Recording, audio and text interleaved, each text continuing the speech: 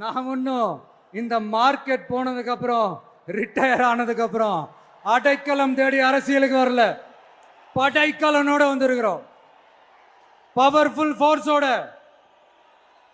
மாபெரும் படை வரிசையோட எல்லாத்துக்கும் தயாராகி தான் வந்திருக்கிறோம். தமிழ்நாட்டில் எம்ஜிஆருக்கு அப்புறம் ஒரு பிரபலமான ஒரு தலைவராக ரஜினிகாந்த் அவர்கள் வரணும்னு நினைச்சார். அரசியலுக்கு வந்து சிஸ்டத்தை மாற்றணும், எல்லாம் பண்ணணும்னு நினைச்சார்.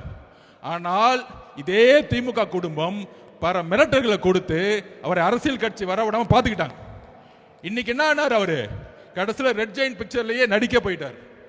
அவர் மேல விமர்சனம் கிடையாது, அந்த வலிமை, மன வலிமை நம்ம தலைவர்கிட்ட இருக்கு. நான் பதிவு பண்றேன்.